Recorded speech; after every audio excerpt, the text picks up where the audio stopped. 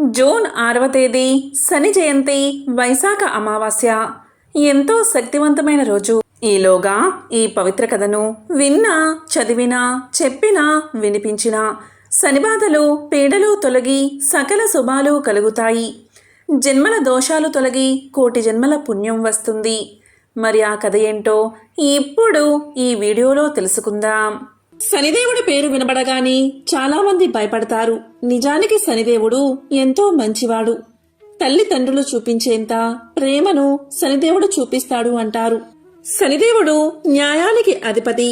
ఎవరి కర్మలకు ఎలాంటి ఫలాలను ఇవ్వాలో శనిదేవుడే నిర్ణయిస్తాడు.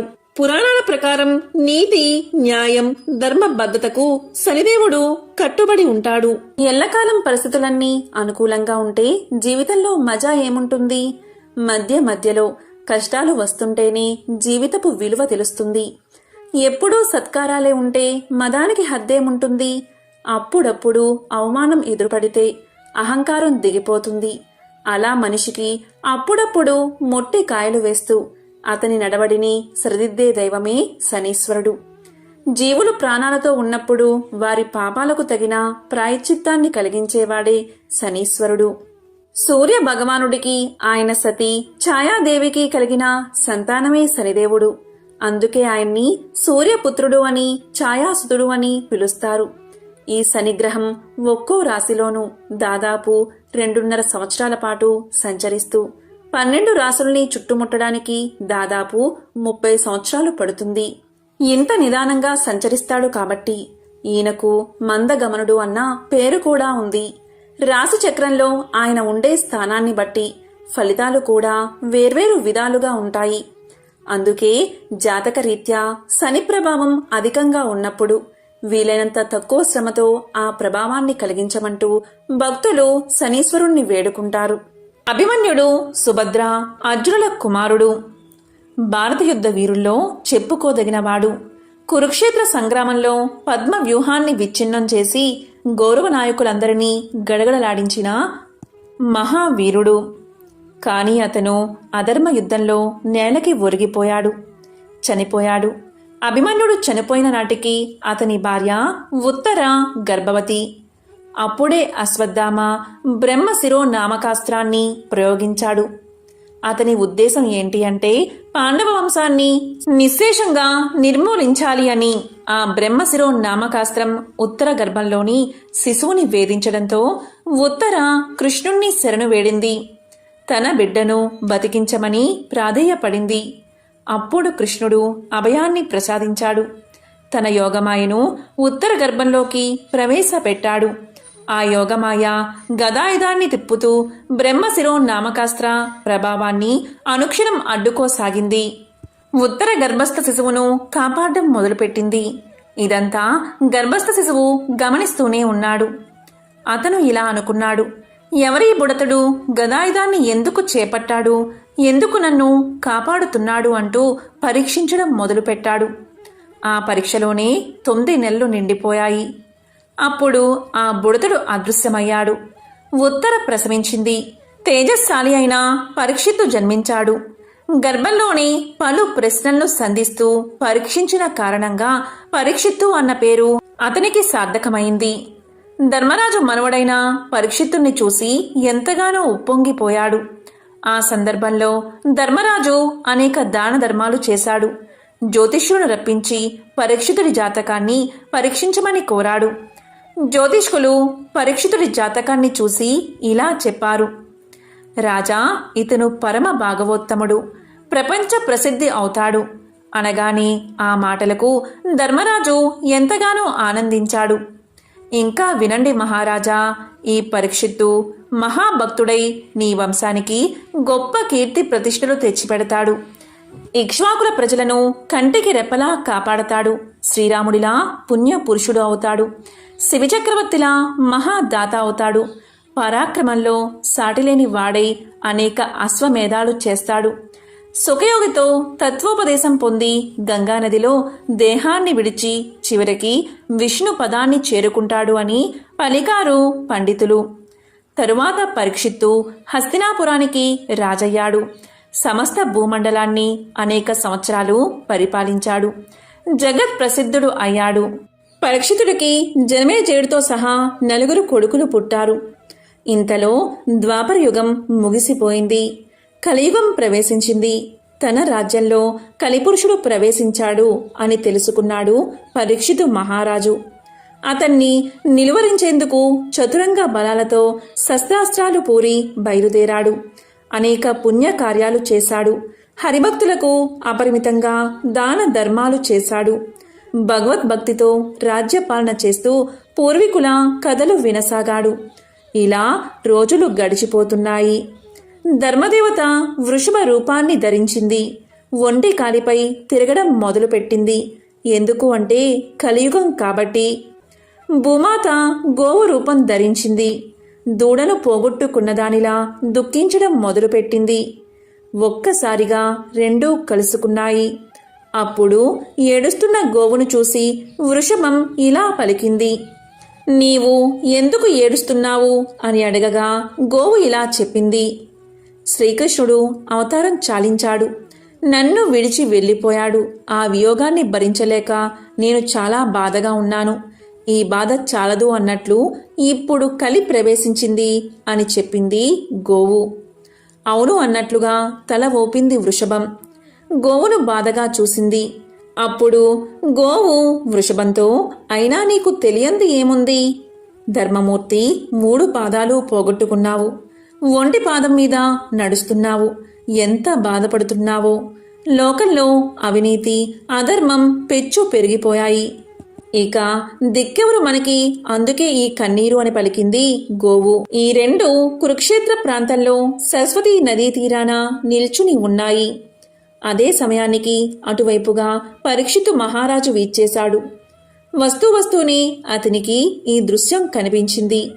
ఒక బ్రాహ్మణుడు రాజు వేషం వేసుకుని కొరడా పట్టుకుని కొడుతూ నిలిచిని ఉన్న గోవుని, వృషభాన్ని కాలతో తంతున్నాడు. వృషభం చాలా తెల్లగా ఉంది. దానికి ఒక్కటే కాలు.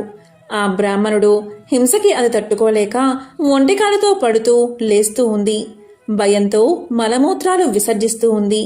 గోవు కూడా అతని హింసను భరించలేక గొగ్గోలు పెడుతూ కన్నీరు కారుస్తూ ఉంది. ఆ దృశ్యాన్ని చూసి పరీక్షిత్ మహారాజు తట్టుకోలేకపోయాడు. పరుగున అక్కడికి చేరుకున్నాడు. వెంటనే ఇలా పలికాడు, ఓరి పాపాత్ముడా, ఎవడ్రా నువ్వు చూస్తే రాజులా ఉన్నావు. చేసే పనేమో మూగజీవాలను హింసిస్తున్నావు. నిన్ను క్షమించకూడదు. నీకు చావు తప్పదు అన్నాడు.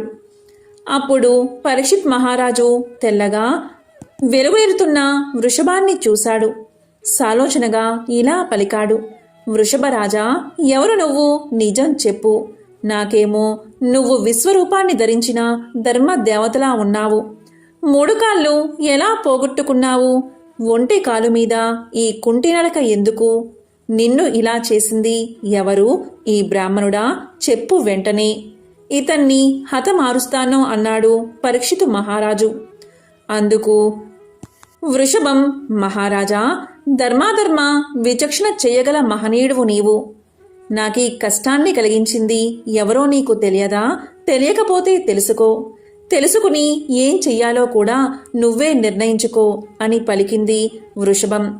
ఆ మాటలు విని పరీక్షిత్ మహారాజు ఆలోచించడం మొదలుపెట్టాడు. సర్వమూ తెలుసుకోగలిగాడు. అనుమానం లేదు, ఈ వృషభం ధర్మదేవతే అనుకున్నాడు. ధర్మదేవతకు 4 పాదాలు ఉంటాయి. మొదటిది తపస్సు, రెండవది శౌచం, మూడవది దయ, 4వది సత్యం. కృతయుగంలో ధర్మం 4 పాదాలతో నడిచింది. త్రేతాయుగంలో 3 పాదాలతో నడిచింది. ద్వాపర యుగంలో 2 పాదాలతో నడిచింది.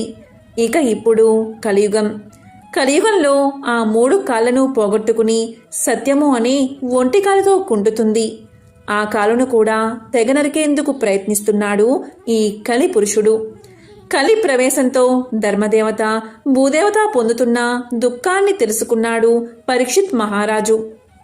అబ్రాహ్మణులే ముందు రాజ్యాన్ని ఏలతారు అని అభిప్రాయపడ్డాడు. ఎంతగానో బాధపడ్డాడు. అంతలోనే తేరుకుని ధర్మదేవతకు, భూదేవతకు అభయాన్ని ఇచ్చాడు. వాటిని ఓదార్చాడు. ఆలస్యం చేయకుండా అసత్యానికి, అధర్మానికి నిలయమైన కలిని కడ తీర్చేందుకు ఖడ్గాన్ని ఎత్తాడు.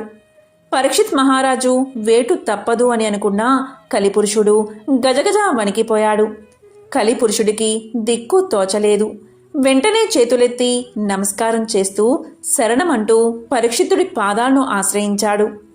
శరణు అన్న వారిని చేయెత్తి కొట్టడం కూడా మహాపాపం. అందుకని నేను నిన్ను చంపకుండా వదిలిపెడుతున్నాను.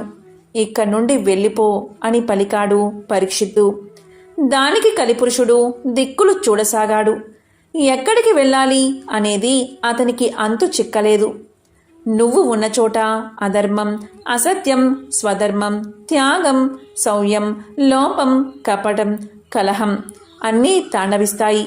పరమ పవిత్రమైన ధర్మానికి నిలయమైన యజ్ఞభూమి లాంటి ఈ బ్రహ్మావర్త దేశంలో నువ్వు ఉండడానికి వీల్లేదు. నువ్విక్కడ కాలు మోపితే నేను ఒప్పుకోను, ఖండిస్తాను, తక్షణం తప్పుకో ఇక్కడి నుండి అని పలికాడు పరీక్షిత్తు. దానికి సమాధానంగా కలిపురుషుడు చేతులు జోడించి దీనంగా ఇలా శరణు కోరాడు.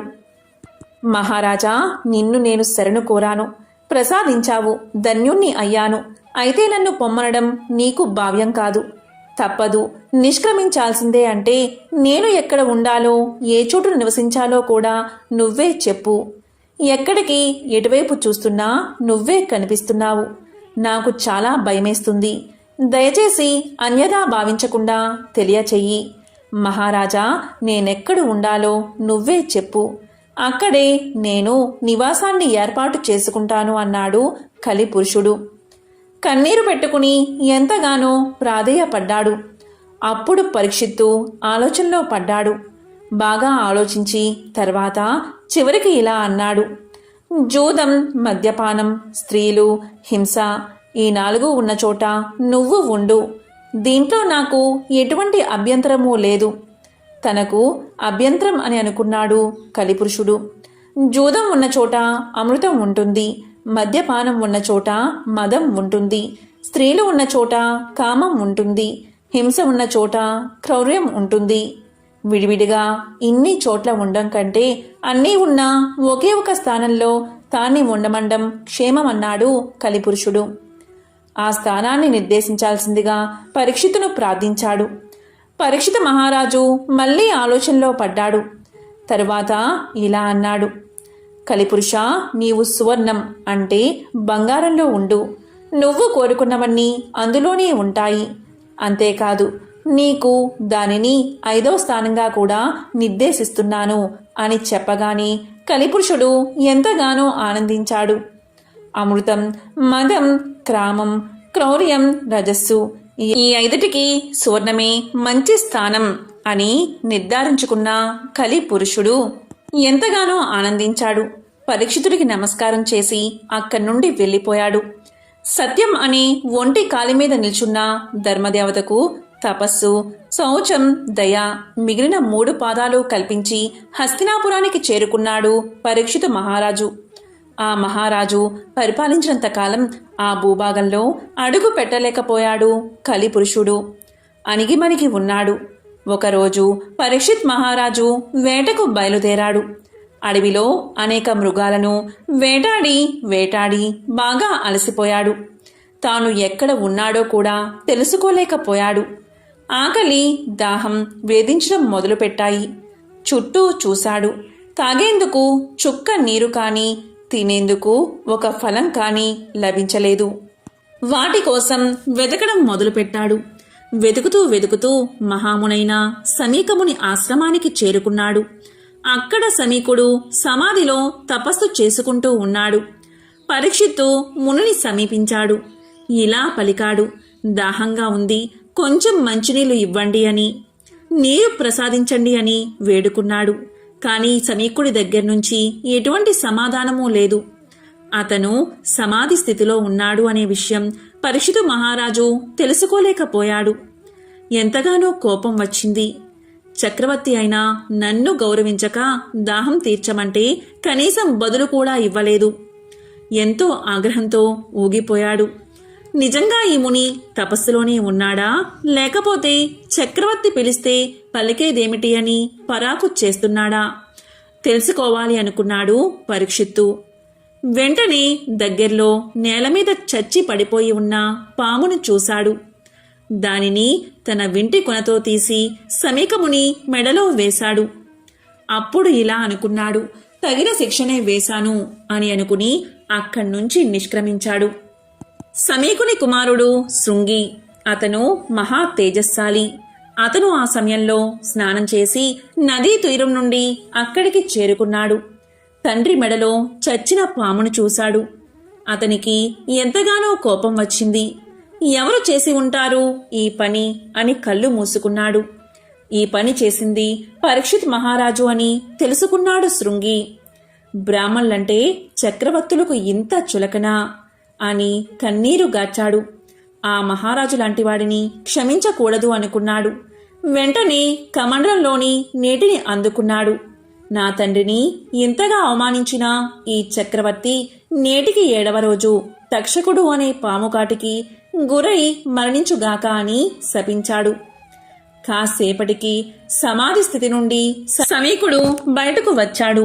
కళ్ళు తెరచి చూశాడు. మెడలో చచ్చిన పామును చూసి నవ్వుతూ తీసి పారేశాడు. ఏమిటి ఈ అల్లరి అని కొడుకును ప్రశ్నించాడు. అల్లరి తనది కాదని పరీక్షితుడు చేశాడు అని చెప్పి తగిన శాపమిచ్చాను అన్నాడు శృంగి. ఆ మాటలకు దిగ్భ్రాంతి చెందాడు సమీకుడు. పరీక్షిత్ గొప్ప పుణ్యాత్ముడు, మంచి మనిషి. అంతటి అతనికి శాపమేమిటి?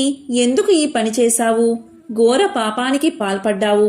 పరీక్షిత్తు గొప్ప విష్ణు భక్తుడు, పుణ్యాత్ముడు. అలాంటి వాడికి ఇంతటి శాపం పనికిరాదు అని కుమారుణ్ణి కసురుకున్నాడు. దానికి శృంగి తలదించుకున్నాడు. సమీక మహాముని తాను చేసిన అపరాధానికి పదే పదే బాధపడ్డాడు. ఒకరోజు సమీకముని శిష్యుడు అక్కడికి చేరుకుని పరీక్షితుణ్ణి కలిసి శృంగి శాపాన్ని తెలియచేశాడు. ఇక 7 రోజుల్లో తక్షకుని కాటుకి మరణిస్తావు అని తెలియచేశాడు. దానికి పరీక్షితుడు బాధపడలేదు. నేను చేసిన తప్పుకు సరైన శిక్ష అనుకున్నాడు. శ్రీహరయ శరణ్యం అనుకున్నాడు. సమస్త భోగాలను కాలదన్నాడు. సర్వమోహాలను విడిచిపెట్టాడు. ఆ మహావిష్ణువే దిక్కు అనుకుని ఆ దేవదేవుని మీద మనసు నిలుపుకున్నాడు. పవిత్రమైన గంగానదీ తీరాన ప్రాయోపవేశానికి సిద్ధపడ్డాడు. ఆ సమయానికి తీర్థయాత్రలో భాగంగా బ్రహ్మర్షులు, దేవర్షులు అయిన అత్రి, భృగువు, పరాశరుడు, పరశురాముడు, భరద్వాజుడు, అంగీరథుడు, అలాగే గౌతముడు, నారదుడు, వ్యాసుడు, మైత్రేయి మొదలైన వారంతా తమ తమ శిష్యులతో అక్కడికి వీచ్చేశారు. వారికి పరీక్షిత్ మహారాజు ఎదురెళ్లి చేతులు జోడించి నమస్కారం చేసి వారిని పూజించి ఉచిత ఆసనాలు కల్పించాడు. వారితో ఇలా పలికాడు, ఎన్నడో చేసుకున్న పుణ్యం మిమ్మల్ని ఇలా దర్శించాను. దయావిహీనమైన క్షత్రియ వంశంలో జన్మించిన నేను మీ అందరి అనుగ్రహం వల్లనే సుఖ సంతోషాలను పొందాను. ఎప్పుడు ఈ జీవితానికి స్వస్తి చెబుదామా అని ఎదురుచూస్తున్న నాకు శృంగి శాపం వరమైంది. ఆ శ్రీమన్నారాయణ్ణే శరణమనుకుని బయలుదేరాను. తక్షకుని కాటు నాకు తప్పదు. చనిపోతాను. చనిపోయే ముందు విష్ణు కథలు వినాలని ఉంది. దయచేసి నాకు వాటిని వినిపించండి. ముందు ముందు ఏ జన్మలు ఎత్తినా నాకు భగవద్భక్తి, భాగవతాలు, బ్రాహ్మణ మైత్రి కలిగేటట్లుగా దీవించండి. అప్పుడు పరీక్షితుని ఋషులంతా ఆదరపూర్వకంగా చూశారు. కుమారుడైన జనమేజయుడికి రాజ్య భారాన్ని అప్పగించి ప్రాయోపదేశానికి సిద్ధమయ్యాడు పరీక్షిత్తు. సరిగ్గా అదే సమయానికి మహర్షి వ్యాసుని పుత్రుడు సుఖయోగి అటువైపుగా వచ్చాడు. అతన్ని చూసి అంతా అతనికి ఎదురు వెళ్లి స్వాగతం పలికి తోడ్కొని వచ్చారు. అతన్ని పూజించి చేతులు జోడించి పరీక్షితుడు ఇలా అన్నాడు, మహర్షి, మీ దర్శన భాగ్యం కలగడం ఎంతో కష్టం. మీరు ఆవుపాలు పితికినంతసేపు కూడా ఎక్కడా ఉండలేరు. అలాంటి మీరు ఇక్కడ ఎంతసేపు ఇలా ఉండడం నా అదృష్టం. మీకు తెలిసే ఉంటుంది నేను దేహత్యాగానికి సిద్ధపడ్డానని. కాబట్టి తత్వోపదేశం చెయ్యండి అని వేడుకున్నాడు. పరీక్షితుడి ప్రార్థనకు సుఖయోగి సన్నగా నవ్వాడు. అతనికి అప్పుడు భాగవతాన్ని వినిపించాడు. మోక్షాన్ని ఆశించే వారందరూ హరి కథలు వినాలి అని బోధించాడు. ఒక్క గడియ శ్రీహరిని ప్రార్థిస్తే చాలు మోక్షం కలుగుతుందని తెలియచేశాడు. ఒకరోజు బృహదస్వుడు అనే ముని పాండవుల వద్దకు వచ్చాడు. అప్పుడు పాండవుల్లో పెద్దవాడైన ధర్మరాజు ఆ మునికి అతిథి సత్కార్యాలు చేసి కౌరవుల వల్ల తాము పడుతున్న బాధలు అన్నీ వివరించి, మహాత్మా, రాజ్యాన్ని నివాసాన్ని పోగొట్టుకున్న మాలాగా అడవిలో కష్టాలు పడుతున్నవారు ఎవరైనా ఉన్నారా? ఉంటే చెప్పండి అని అడిగాడు. అందుకు బృహదస్వుడు ఇలా పలికాడు, ధర్మరాజా, నీవు కష్టాలు పడుతూ అడవుల్లో ఉన్న నీ వెంట నీ అన్నదమ్ములు, నీ భార్య, నీ హితం కోరే విప్రులు నీ వెంట ఉన్నారు. పూర్వం నలుడు అనే మహారాజు నీవలే జూదంలో సర్వం కోల్పోయి పుష్కరునికి రాజ్యాన్ని అప్పగించి భార్యా సమేతుడై ఒంటరిగా అరణ్యాలకు వెళ్లాడు అని చెప్పాడు. అది విని ధర్మరాజు, మహాత్మా, నాకు నకులుని కదా, వివరించండి అని అడిగాడు. అప్పుడు బృహదస్వుడు ఇలా చెప్పడం ఆరంభించాడు. నిషిధ దేశాన్ని వీరసేనుడి కుమారుడైన నలుడు పరిపాలిస్తున్న కాలమది. తన పరాక్రమంతో ఎన్నో దేశాలను జయించి ప్రజారంజకంగా పరిపాలిస్తున్నాడు. నలుడికి జూదం అంటే ఎక్కువ ప్రీతి. ఆ కాలంలో విదర్భ దేశాన్ని భీముడు అనే రాజు పరిపాలిస్తున్నాడు. చాలా కాలం అతనికి సంతానం లేదు.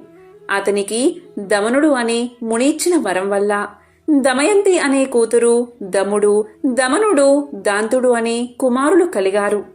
దమయంతి సౌందర్య రాశి, గుణవంతురాలు. దమయంతి నలుడి గుణగణాల గురించి విన్నది. నలుడు దమయంతి గురించి, ఆమె సౌందర్యం గురించి విన్నాడు. ఇరువురి నడుమ ప్రేమ అంకురించింది. ఒకరోజు నలుడు ఉద్యానవనంలో ఉండగా హంసల గుంపు వచ్చి అక్కడ వాలింది. ఆ హంసలను చూసి ముచ్చటపడి నలుడు వాటిలో ఒకదాన్ని పట్టుకున్నాడు. మిగిలిన హంసలు తోటి హంసను విడిచి వెళ్లలేక ఆకాశంలో తిరుగుతున్నాయి. నలునితో అతని చేతిలోని హంస మానవ భాషలో ఇలా పలికింది, ఓ నలమహారాజా, నీవు దమయంతిని ప్రేమిస్తున్నావు. నేను దమయంతి వద్దకు వెళ్లి నీ గురించి, నీ అందచందాల గురించి, గుణగణాల గురించి చెప్పి నీ మీద అనురాగం కలిగేలా చేస్తాను అని పలికింది. ఆ హంస పలుకులు విని నలుడు ఆనందపడి దాన్ని విడిచిపెట్టాడు. ఇచ్చిన మాట ప్రకారం ఆ హంస విదర్భ దేశానికి ఎగిరిపోయింది. అంతఃపురం ముందు విహరిస్తున్న హంసను చూసి దమయంతి ముచ్చటపడింది. చెలికత్తెల సాయంతో దమయంతి ఆ హంసను పట్టుకుంది. ఆ హంస దమయంతితో ఇలా పలికింది, ఓ దమయంతి, నేను నీ హృదయేశ్వరుడైన నలుడి వద్ద నుండి వచ్చాను. నలుడు సౌందర్యవతుడు, సంపన్నుడు, సద్గుణవంతుడు. నీవు సౌందర్యంలో, గుణంలో అతనికి తగినదానివి. అతనికి భార్యవైతేనే నీకు రాణింపు అని పలికింది. అప్పుడు దమయంతి, ఓ హంస, నలుడు గురించి నాకు ఎలా చెప్పావో అలాగే నలుడికి కూడా నా గురించి చెప్పు అన్నది. ఆ హంస అలాగే చేసింది. ఇలా ఇరువురికి ఒకరిపై ఒకరికి అనురాగం అధికమైంది. నలా దమయంతుల ప్రణయ విషయం దమయంతి చెలికత్తెల ద్వారా తెలుసుకున్న భీమ మహారాజు కుమార్తెకు స్వయంవరం ప్రకటించాడు. ఆహ్వానాన్ని అందుకున్న రాజులంతా స్వయంవరానికి విచ్చేశారు. నలుడు కూడా స్వయంవరానికి పోతున్నాడు. ఇంద్రుడికి దమయంతి స్వయంవర విశేషం తెలిసి దిక్పాలకులతో స్వయంవరానికి బయలుదేరాడు. మార్గమధ్యలో నలుణ్ణి చూసిన ఇంద్రుడు నలుడితో, నిషధరాజా, నీవు నాకు దూతగా పనిచేయాలి అన్నాడు. అప్పుడు నలుడు, అలాగే చేస్తాను. ఇంతకీ మీరెవరు? నేను నీకేమి చెయ్యాలి అని అడిగాడు. అప్పుడు ఇంద్రుడు నలునితో, నేను ఇంద్రుణ్ణి. వీరు దిక్పాలకులు. నీవు పోయి దమయంతికి మా గురించి చెప్పి ఆమె మమ్మల్ని వరించేలా చెయ్యాలి అన్నాడు. అప్పుడు నలుడు ఇంద్రునితో, అయ్యా, నీకిది ధర్మమా? నేను కూడా అదే పనిమీద పోతున్నాను కదా అన్నాడు. అప్పుడు ఇంద్రుడు నలునితో, నీవు మాకు మాటిచ్చావు కనుక ఈ కార్యం చేయవలసిందే. ఇది దేవతా కార్యం. నీవు చేయగలవు. మాట తప్పడం ధర్మం కాదు. మా మహిమ చేత అంతఃపురానికి వెళ్లడానికి నీకు ఎవరూ అడ్డు చెప్పరు అన్నాడు. గత్యంతరం లేక నలుడు దమయంతి అంతఃపురంలో ప్రవేశించాడు. నలుడు దమయంతిని మొదటిసారిగా చూసి హంస చెప్పిన దానికంటే దమయంతి సౌందర్యవతి అనుకున్నాడు. దమయంతి ఆమె చెలికత్తెలు నలుణ్ణి చూసి ఆశ్చర్యపోయారు. దమయంతి నలుణ్ణి చూసి, మహాత్మా, మీరు ఎవరు? ఎక్కడి నుండి వచ్చారు? ఈ అంతఃపురంలో ఎవరికీ కనబడకుండా ఎలా ప్రవేశించారు అని అడిగింది. అప్పుడు నలుడు దమయంతితో, నా పేరు నలుడు. నేను దేవదూతగా వచ్చాను. దిక్పాలకులు వారిలో ఒకరిని వరించమని నీకు చెప్పమని నన్ను పంపారు అన్నాడు. నలుడి మాటలకు ఆమె మనసు కష్టపడింది. అయ్యా, నేను మానవకాంతను. నమస్కారం చేయవలసిన దేవతలను వరించడం ధర్మమా? నాడు హంస చెప్పింది మొదలు. నిన్నే నా భర్తగా తలుచుకుంటున్నాను. నా తండ్రి భీమరాజు మిమ్మల్ని ఇక్కడికి రప్పించడానికే స్వయంవరం ప్రకటించాడు. మీరే నా భర్త కనుక నన్ను స్వీకరించండి, లేకుంటే నా ప్రాణాలను తీసేసుకుంటాను. అంతేకాని ఇతరులను వరించను అని దమయంతి ప్రార్థించింది. అప్పుడు నలుడు దమయంతితో, దమయంతి, దేవతలు ఐశ్వర్యవంతులు, జరా మరణాలు లేనివారు. వారిని కాదని జరామరణాలకు ఆలవాలమైన నన్ను కోరడం న్యాయమా అని పలికాడు. ఆ మాటలు విని దమయంతి దుఃఖించింది. ఆమె నలుడితో, నేను ఒక ఉపాయం చెప్తాను. అందరి ముందు నేను దేవతలను ప్రార్థించి మిమ్మల్ని వివాహం చేసుకుంటాను. అప్పుడు మీకు దేవతల మాట వినలేదన్నా దోషం ఉండదు అని పలికింది. ఆ మాటలు నలుడు ఇంద్రుడికి చెప్పాడు. అది విని దిక్పాలకులు, దమయంతి మమ్మల్ని ఎలా వరించదో చూస్తాము అని అందరూ నలుడి రూపంలో స్వయంవరానికి విచ్చేశారు. స్వయంవర మండపంలో ఒకేసారి 5 నల్లు కనిపించారు. దమయంతి వరమాల పట్టుకుని వచ్చింది. మనసులో ధ్యానించి, దేవతలారా, నలుణ్ణి గుర్తుపట్టడంలో నాకు సహకరించండి. మీ నిజ రూపాలతో ప్రత్యక్షం అవ్వండి అని ప్రార్థించింది. వారు దమయంతిని కరుణించి తమ నిజ రూపాలతో ప్రత్యక్షం అయ్యారు. నలా దమయంతులకు వైభవోపేతంగా వివాహం జరిగింది. ఇంద్రాది దేవతలు అనేక వరాలిచ్చి అనుగ్రహించారు. ఇలా దేవతలు దమయంతి స్వయంవరం చూసి దేవలోకం వెళ్తూ ఉండగా దేవతలకు కలి పురుషుడు కనిపించాడు. ఇంద్రుడు కలిపురుషుని చూసి, ఎక్కడికి పోతున్నావు అని అడిగాడు. అప్పుడు కలిపురుషుడు, భూలోకంలో జరుగుతున్న దమయంతి స్వయంవరానికి పోతున్నాను అన్నాడు. ఆ మాటలకు వారు నవ్వి, దమయంతి స్వయంవరం జరిగింది, ఆమె నలుణ్ణి వివాహం చేసుకుంది అన్నారు. దీంతో కలికి కోపం వచ్చింది. నలుడిని రాజ్యభ్రష్టుణ్ణి చేసి వారిద్దరికీ వియోగం కల్పించాలి అనుకున్నాడు. నలుడు ధర్మాత్ముడు.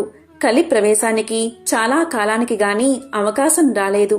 ఒకరోజు నలుడు మూత్ర విసర్జన చేసి పాద ప్రక్షాళన చేయకుండా సంధ్యావందనం చేశాడు. ఆ శౌచాన్ని ఆధారం చేసుకుని కలి అతనిలోకి ప్రవేశించాడు. నలుడి దాయాది అయిన పుష్కరుని వద్దకు వెళ్లి నలుడికి జూద వ్యసనం ఉందని అతనితో జోదమాడి అతని రాజ్యాన్ని గెలవచ్చని నమ్మబలికాడు కలి. బ్రాహ్మణ వేషంలో పుష్కరునితో నలుడి వద్దకు వెళ్లి జూదానికి ఆహ్వానించాడు. జూదానికి పిలిస్తే పోకపోవడం ధర్మం కాదని నలుడు జూదమాడ్డానికి అంగీకరించాడు. జూదం మొదలైంది. నలుడు తన రాజ్యాన్ని, సంపదలను వరుసగా పోగొట్టుకుంటున్నాడు. అయినా ఆడ్డం మానలేదు. సమస్తం పోయే వరకు ఆడాడు. దీంతో దమయంతి దుఃఖించి ఓడే కొద్దీ గెలవాలనే పంతం పెరుగుతుంది, ఏమీ చెయ్యలేము అని సరిపెట్టుకుంది. నలుడు ఓడిపోవడం తథ్యమని గ్రహించిన దమయంతి తన కుమార్తె ఇంద్రను, కుమారుడు ఇంద్రసేనను, సారథిని తోడిచ్చి విదర్భలో ఉన్న తండ్రి వద్దకు పంపించేసింది. నలుడు తన రాజ్యాన్ని కోల్పోయి నగరం వెలుపులా 3 రోజులు ఉన్నాడు. జూదంలో సర్వం పోగొట్టుకున్న నలుణ్ణి చూడడానికి ఎవరూ రాలేదు. ఆకలికి తట్టుకోలేకపోయాడు. ఆకాశంలో ఎగురుతున్న పక్షులను పట్టడానికి తన పైవస్త్రాన్ని వాటి మీద విసిరాడు. ఆ పక్షులు ఆ వస్త్రంతో సహా ఎగిరిపోయాయి. దీంతో నలుడు సిగ్గుపడి తన భార్య కొంగును పైవస్త్రంగా కప్పుకున్నాడు. ఆ దుస్థితికి తట్టుకోలేని నలుడు, దమయంతి, ఇక్కడ 4 మార్గాలు ఉన్నాయి. ఇది నీ పుట్టిల్లు విదర్భ దేశానికి పోయేదారి, ఇది దక్షిణ దేశానికి పోయే మార్గం, ఇది కోసల దేశానికి పోయే మార్గం, ఇది ఉజ్జయిని దేశానికి పోయే మార్గం. వీటిలో మనకు అనుకూలమైన మార్గమేదో చెప్పు అన్నాడు. ఇంకా భార్యతో ఇలా పలికాడు, నీవు అడవులలో కష్టాలు పడలేవు, నీ తండ్రి ఇంటికి వెళ్లి సుఖంగా ఉండు అని చెప్పాడు. అప్పుడు దమయంతి ఇలా పలికింది, అవును నాదా, మనమిద్దరం విదర్భకు వెళ్లి సుఖంగా ఉందామని చెప్పింది. అప్పుడు నలుడు, దమయంతి, మహారాజుగా విదర్భలో తిరిగినవాడిని, రాజ్యభ్రష్టుడిగా ఎలా రాగలను చెప్పు? అన్ని రోగాల కన్నా పెద్ద రోగం దుఃఖం. అందుకు భార్య పక్కన ఉండడమే పరమ ఔషధం. అందుకని నీవు పక్కన ఉంటే ఎన్ని కష్టాలనైనా సుఖాలుగానే ఉంటాయి అన్నాడు నలుడు.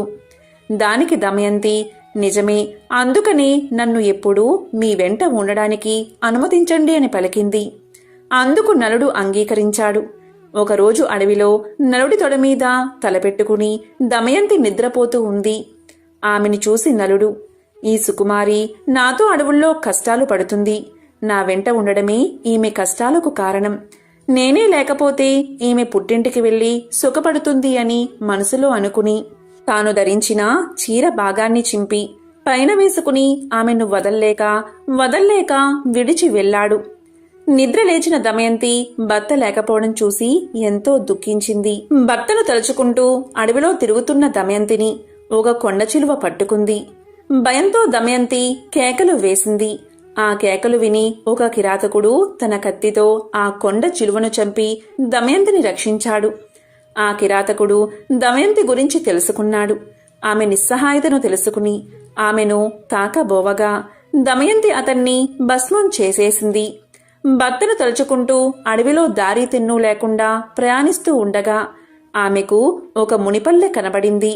అక్కడ ఆమె ముని శ్రేష్ఠుల్ని చూసింది. మునులు దమయంతిని చూసి, అమ్మా, నీవెవరు, ఒంటరిగా ఎందుకు తిరుగుతున్నావు అని అడిగారు. సమాధానంగా దమయంతి, ముని పుంగువులారా, నేను నలచక్రవర్తి భార్యను. నా పేరు దమయంతి. విధివశంతో నా భర్త నన్ను విడిచి వెళ్లాడు. నాకు వారి జాడ చెప్పగలరా? నేను భర్త లేనిదే జీవించలేను అని అంది. దానికి మునులు, అమ్మా, నీకు త్వరలోనే భర్త సమాగమం జరుగుతుంది, చింతపడుకు అని చెప్పి వెళ్లారు. దమయంతి పిచ్చిదానిలా భర్తను వెతుక్కుంటూ ఆ అడవిలో తిరుగుతూ ఉంది. ఇంతలో అటుగా పోతున్న బాటసారులు ఆమెను చూశారు. కొందరు ఆమెను పిచ్చిది అని ఎగతాళి చేశారు. కొందరు ఆమెకు మొక్కారు. వారిలో ఉన్న వ్యాపారి ఆమె గురించి తెలుసుకుని, అమ్మా, నేను నలుణ్ణి చూడలేదు, కాని మేము చేదీ దేశానికి పోతున్నాము అని పలకగానే దమయంతి వారితో, నేను కూడా మీ వెంట వస్తాను అంది. ఆ వ్యాపారి ఆమెను తన వెంట తీసుకువెళ్లాడు. వారు అడవి మార్గంలో రాత్రివేళ నిద్రిస్తున్న సమయంలో ఒక ఏనుగుల గుంపు వారిలో చాలామందిని తొక్కేసింది. వారిలో చాలామంది మరణించడం చూసి దమయంతి తన దురదృష్టానికి దుఃఖించింది. తనను చంపలేదని రోదిస్తున్న ఆమెను కొందరు బ్రాహ్మణులు ఓదార్చి ఆమెను తమ వెంట సుబాహు నగరానికి తీసుకెళ్లారు. చేదీదేశ రాజధాని సుబాహపురం చేరింది దమయంతి. ఉళ్లంతా దుమ్ముతో వీధిలో వెళ్తున్న దమయంతిని రాజమాత చూసి దాసీలను పంపి దమయంతిని అంతఃపురానికి పిలిపించింది. రాజమాత దమయంతితో, అమ్మా, నిన్ను చూస్తుంటే రాచకల ఉట్టిపడుతుంది. నీవు ఎవరు అని అడిగింది. దానికి దమయంతి, అమ్మా, నా భర్త జోదంలో రాజ్యాన్ని పోగొట్టుకున్నాడు. నన్ను అడవిలో ఒంటరిగా విడిచి వెళ్లాడు. అతన్ని వెతుకుతూ తిరుగుతున్నాను అని చెప్పింది. దానికి రాజమాత, అమ్మా, ఇక నుండి నువ్వు నా దగ్గర సైరంధ్రిగా ఉండు. నీకు ఏ లోటు రాకుండా నేను చూస్తాను. నీ భర్తను వెతికి తెస్తాను అని చెప్పింది.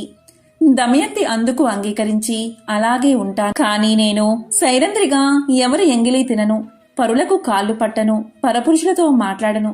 కేవలం నా భర్తను వెతుకుతూ వెళ్లే బ్రాహ్మణులతో మాత్రం మాట్లాడతాను అని చెప్పింది. రాజమాత అందుకు అంగీకరించి తన కుమార్తె సునంద వద్దకు పంపింది. దమయంతి అక్కడే ఉండిపోయింది.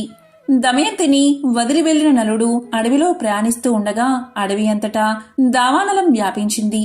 ఆ మంటల మధ్య నుంచి రక్షించండి, రక్షించండి అన్న ఆర్తనాదం వినిపించింది. ఆ ఆర్తనాదం విని నలుడు అగ్ని కీలల నడుమ ఉన్న నాగకుమారుణ్ణి రక్షించాడు. ఆ పాము నలుణ్ణి కాటేసింది. పాము కాటుకు నలుడు వికృత రూపుడయ్యాడు. అప్పుడు ఆ పాము తన నిజరూపంతో ప్రత్యక్షమై నలుడితో, నల మహారాజా, నా పేరు కర్కోటకుడు. నేను నిన్ను కాటేశానని భయపడకు. ఇక నిన్ను ఎవరూ గుర్తించరు. పాము కాటు నిన్నేమీ చెయ్యదు. నీ రాజ్యం నీకు ప్రాప్తిస్తుంది. నీ భార్య నీకు దక్కుతుంది. నీకు ఎప్పుడు నిజరూపం కావాలన్నా నన్ను తలుచుకుంటే నీ వద్దకు ఒక వస్త్రం ఎగురుతూ వస్తుంది. దాన్ని కప్పుకుంటే నీ పూర్వాకృతి వస్తుంది. నీకు మరొక విషయం చెప్తాను. ఇక్కడికి దగ్గరలో ఇక్ష్వాకు వంశస్థుడైన ఋతుపర్ణుని రాజ్యముంది. నీవు అక్కడికి వెళ్ళు. బాహుకుడు అనే పేరుతో అతని వద్ద రథసారథిగా చేరు. నీవు అతడికి అశ్వహృదయం అనే విద్యను ఇచ్చి అతని నుండి అక్షహృదయం అనే విద్యను గ్రహించు అని చెప్పి కర్కోటకుడు వెళ్లిపోయాడు. నలుడు ఋతుపర్ణుని వద్ద సారథిగా చేరాడు. అలాగే వంటశాలలో చేరి రుచికరమైన వంటలు వండిపెట్టసాగాడు. నలుడికి జీవలుడు సహాయకుడిగా ఉన్నాడు. ఎక్కడ ఉన్నా నలుడు ఎప్పుడూ దమయంతిని తలచి దుఃఖిస్తూనే ఉండేవాడు. ఒకరోజు నలుడు దమయంతిని తలుచుకుని దుఃఖిస్తూ ఉండగా జీవలుడు విని ఈ వికృత రూపి ప్రియురాలు ఎంత వికృత రూపంతో ఉంటుందో అనుకుంటూ నలుడి దగ్గరకు వచ్చి విషయం ఏమిటని అడిగాడు. అందుకు నలుడు జీవలునితో, అయ్యా, నాకు ఒక ప్రేయసి కూడానా? నాకు తెలిసిన ఒక సైనికుడు తన ప్రేయసి గురించి దుఃఖిస్తుండగా చూశాను. అతన్ని అనుకరిస్తూ ఏడుస్తున్నాను అన్నాడు. విదర్భ దేశంలో ఉన్న భీమునికి నలుడి విషయాలు తెలిసాయి. తన కూతురు అల్లుడు ఏమయ్యారో అని పరితపించాడు అతను. వారిని వెతకడానికి నలువైపులా బ్రాహ్మణులు పంపించాడు. ఎన్నో బహుమానాలు ప్రకటించాడు. చేదీ దేశం చేరిన బ్రాహ్మణుడు దమయంతి నుదుటిన ఉన్న పుట్టు మచ్చను చూసి ఆమెను గుర్తించారు. అతడు దమయంతితో, అమ్మా, నేను నీ తండ్రి వద్ద నుండి వస్తున్నాను. అక్కడి వారంతా క్షేమం. నేను నీ సోదరుడి మిత్రుడును అనగాని దమయంతి వారిని తలుచుకుని పెద్దగా రోదించింది. అది చూసిన రాజమాత ఆ బ్రాహ్మణుణ్ణి చూసి, బ్రాహ్మణోత్తమా, ఈమె ఎవరి భార్య, ఎవరి కూతురు, ఇలా ఉండడానికి కారణం ఏమిటి అని అడిగింది. దానికి అతడు, అమ్మా, ఈమె విదర్భరాజు కుమార్తె, నల చక్రవర్తి భార్య. ఈమె పేరు దమయంతి. నల మహారాజు విధివశాత్తు రాజ్యాన్ని పోగొట్టుకుని అడవుల పాలయ్యాడు. భీముని ఆజ్ఞపై ఈమెను వెతుకుతూ ఇక్కడకు వచ్చి ఈమెను గుర్తించాను అన్నాడు. అది విని దమయంతిని కౌగిలించుకున్న రాజమాత, దమయంతి, నీవు నాకు పుత్రికా సమానురాలివి. నేను నీ తల్లి దశార్ణరాజు కుమార్తెలము. నీ తల్లి విదర్భరాజును వివాహం చేసుకుంది. నేను వీరబాహుణ్ణి వివాహం చేసుకున్నాను అని పలికింది. అందరూ ఎంతో సంతోషించారు. దమయంతి బ్రాహ్మణుడితో పుట్టింటికి ప్రయాణమయ్యింది. రాజసౌధంలో ఉన్న దమయంతి భర్త వియోగంతో బాధపడుతూనే ఉంది. ఆమె తన తండ్రితో, నా భర్తను తక్షణం వెతికించండి, ఆయన లేకుండా నేను బతకలేను అంది. భీముడు వెంటనే బ్రాహ్మణుల్ని పిలిచి నలుణ్ణి వెతకమని చెప్పారు. వారితో దమయంతి ఇలా చెప్పింది, నా భర్త ఇప్పుడు రాజ్య భ్రష్టుడు కనుక మారువేషంలో ఉంటాడు. మీరు వెళ్లిన రాజ్య సభలలో ఈ విధంగా ప్రకటించండి, నీవు సత్యసంధుడువు కాని నీ సతిని వంచావు. ఆమె సగం వస్త్రం ధరించి వెళ్ళావు. అలా చేయడం ధర్మమా? నాపై కరుణ చూపు అని చెప్పండి. ఈ మాటలకు ఎవరైనా రోషపడి బదులిస్తే నా వద్దకు వచ్చి చెప్పండి అని పలికింది. అలా నలుణ్ణి వెతకడానికి వెళ్లిన వారంతా నలుని జాడ తెలుపకపోయినా వారిలో పర్ణాదుడు అనే విప్రుడు దమయంతితో, అమ్మా, నేను ఋతుపర్ణుని రాజ్యంలో నీవు చెప్పినట్లే చెప్పాను. అక్కడ ఒక కురూపి వంటవాడు, సారథి అయిన బహుకుడు అనేవాడు నన్ను రహస్యంగా కలుసుకుని, అయ్యా, భర్త కష్టాల్లో ఉన్నా సహించి ఆదరించే భార్య ఇహలోకంలోనూ పరలోకంలోనూ సుఖపడుతుంది అన్నాడు అని దమయంతో చెప్పాడు. దమయంతి ఆలోచించగా అతడు నలుడు కాకపోతే అలా ఎందుకు బదులిస్తాడు అనుకుంది. తన అనుమానం దృఢపరుచుకోవడానికి తల్లి అనుమతితో సుదేవుడు అనే బ్రాహ్మణుణ్ణి పిలిపించింది.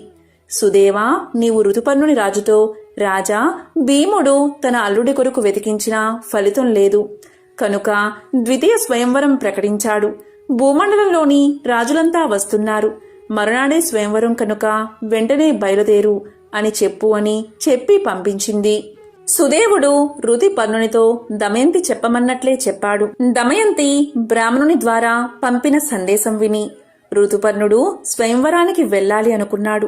కాని ఒక్క రోజులో విదర్భను చేరడం ఎలా అనుకుని సారథి అయిన బాహుకుని పిలిచి, బాహుక, దమయంతికి ద్వితీయ స్వయంవరం ప్రకటించారు. నాకు చూడాలని ఉంది. ఒక్క రోజులో మనం విదర్భకు వెళ్లాలి. నీ అశ్వ సామర్థ్యం ప్రకటించు అన్నాడు. సరే అని చెప్పిన బాహుకుడు అంటే నలుడు మనసులో కలతకు గురై, నేను అడవిలో నిర్దాక్షిణ్యంగా వదిలి రాబట్టే కదా దమయంతి రెండవ స్వయంవరం ప్రకటించింది. అవివేకులైన పురుషులు తాము ఏమి చేసినా భార్య ప్రేమిస్తుందని అనుకుంటారు. కాని అది నిజం కాదు. నా మీద కలిగిన కోపంతో దమయంతి ఇలా చేసిందని దుఃఖించాడు. అయినా దమయంతి పతివ్రత, ఇద్దరు పిల్లల తల్లి. ఈ విధంగా రెండవ పెళ్లి చేసుకుంటుందా ఏమో, ఆ వింత చూస్తాను అని మనసులో అనుకున్నాడు. వెంటనే రథానికి గుర్రాలను కట్టి విదర్భకు ఋతుపర్ణుని తీసుకుని ప్రయాణమయ్యాడు. ఋతుపర్ణుడికి రథం పోయే వేగం చూస్తుంటే అది సూర్యుడి రథంలా, బాహుకుడు అనురుడిలా అనిపించింది. పక్కనే ఉన్న వార్షేయుడికి అదే సందేహం కలిగింది. భూలోకంలో ఉన్న నలుడికి మాత్రమే ఇలాంటి నైపుణ్యం ఉంది, కాని ఈ కురూపి నలుడు ఎలా అవుతాడు అని మనసులో అనుకున్నాడు. ఇంతలో ఋతుపర్ణుని ఉత్తరీయం జారి కింద పడింది. బాహుకా, రథం ఆపు, వార్ణేయుడు దిగి ఉత్తరీయం తీసుకువస్తాడు అన్నాడు. దానికి బాహుకుడు, మహారాజా, మనం ఆమడ దూరం వచ్చేశాం, అంత దూరం నడుచుకుంటూ ఎలా తీసుకురాగలం అన్నాడు. అతని రథసారథ్యానికి ఋతుపర్ణుడు ఆశ్చర్యపోయాడు. తన పరిజ్ఞానాన్ని బాహుకుడికి చూపించాలన్న ఆసక్తి కలిగింది. అంతలో రథం ఒక పెద్ద వృక్షాన్ని దాటింది. ఋతుపర్ణుడు బాహుకునితో, బాహుకా, ఆ వృక్షంలో ఎన్ని కాయలు, ఎన్ని పువ్వులు, ఎన్ని ఆకులు ఉన్నాయో నేను చెప్పగలను అన్నాడు. దానికి బాహుకుడు, చెప్పండి మహారాజా అన్నాడు. ఋతుపర్ణుడు చెప్పాడు. లెక్కించి చూస్తే కాని నమ్మను అని రథమాపి ఆ చెట్టును పడగొత్తించి లెక్కించాడు. ఋతుపర్ణుడు చెప్పిన లెక్కకు ఖచ్చితంగా సరిపోయింది. దానికి బాహుకుడు ఆశ్చర్యపడి ఆ విద్యను తనకు ఉపదేశించమని అడిగాడు. ఋతుపర్ణుడు, బాహుకా, ఇది అక్షవిద్య అని సంఖ్యాశాస్త్రమన్నాడు. దానికి బాహుకుడు, మహారాజా, నేను మీకు అశ్వహృదయం నేర్పిస్తాను, మీరు నాకు అక్షవిద్య నేర్పించాలి అన్నాడు. ఇలా అక్షహృదయ విద్య మహిమ వల్ల నలుల్లో నుండి కలి వెలుపలికి వచ్చాడు. తన్ను క్షమించమని నలుణ్ణి వేడుకున్నాడు. నలుడు ఆగ్రహించి శపించబోయాడు. అప్పుడు కలి నలుడితో, నలమహారాజా, నిన్ను ఆవహించి నీలో ఉన్న సమయంలో నిన్ను కర్కోటకుడు కాటువేయడం వల్ల అనుక్షణం కాలిపోయాను. ఇంతకంటే శాపం ఏముంటుంది? నన్ను క్షమించి విడిచిపెట్టు అని వేడుకున్నాడు. ఇలా జరగగానే నలుడి రథం విపరీతమైన వేగంతో విదర్భలోకి ప్రవేశించింది. ఆ ఘోష విని దమయంతి నలుడి రథాన్ని గుర్తుపట్టింది. ఋతుపర్ణరాజుకు విదర్భలో స్వయంవరం జరుగుతున్నా సందడి కనిపించలేదు. బాహుకుడు అంటే నలుడు రథాన్ని అశ్వసాల్లో నిలిపి సేదతీరాడు. అప్పుడు దమయంతి తన దాసీతో, వచ్చింది ఋతుపర్ణ మహారాజు, అతని సారథి వార్షేయుడు, వారు నాకు తెలుసు, కాని వారి వెంట ఉన్న కురూపి ఎవరు అని అడిగింది. వివరాలు కనుక్కుని రమ్మంది. దాసి వివరాలు కనుక్కుని రాగానే దమయంతి అతను నలుడు అని నిశ్చయించుకుని తన తండ్రి అయిన భీమరాజు దగ్గరకు వెళ్లి నలుడు బాహుకుడు అని చెప్పింది. అలా చెప్పి నలుడి పాదాలపై పడి నమస్కారం చేసుకుంది. వెంటనే ఆకాశం నుండి వాయుదేవుడు, నలచక్రవర్తి, ఈమె పవిత్రురాలు, పతివ్రత, నేను సూర్యుడు చంద్రుడు ఈమె సౌశీల్యం కాపాడుతున్నాము అని పలికాడు. వెంటనే నలుడు కర్కోటకుడిని స్మరించాడు. వెంటనే ఒక వస్త్రం వచ్చింది. అది ధరించగాని నలుడికి ఇంద్రతేజస్సుతో సమానమైన మనోహరమైన పూర్వరూపం వచ్చింది. దమయంతిని పరిగ్రహించాడు. ఈ విధంగా నలా దమయంతులు కలిశారు. ఈ నలుడి కథ శ్రద్ధతో వినేవారు, సమావేశాల్లో చదివి వినిపించేవారు కలివల్ల సంభవించే దోషాల నుండి విముక్తిని పొందుతారు. సర్వ పుణ్యకార్యాలు చేసినప్పుడు లభించే పుణ్య ఫలితాలు నలోపాఖ్యానం విన్నవారికి, వినిపించిన వారికి కూడా లభిస్తాయి. అటువంటి వారికి బహుపుత్ర లాభం, పౌత్ర వృద్ధి, ఆయురారోగ్య, ధన సంపత్తులు కలుగుతాయి. విష ప్రయోగం నుంచి బాధలు, చెడు విషయాల్లోని లంపడత్వం వారిని అంటవు. వారు ధర్మాత్ములు కాగలరు. కర్కోటకస్య నాగస్య దమయంత్య నలస్య చ ఋతుపర్ణచ్చ రాజర్షి కీర్తనం కలినాశనం. ఎంతో పవిత్రమైన విశేషమైన ఈ కథను విన్నా, చదివినా, చెప్పినా, వినిపించినా జన్మల పాపాలు దోషాలు తొలగి కోటి జన్మల పుణ్యం వస్తుంది. సకల శుభాలు కలుగుతాయి. ఓం నమః శివాయ. ఓం నమో నారాయణాయ. ఓం శనైశ్చరాయ నమః.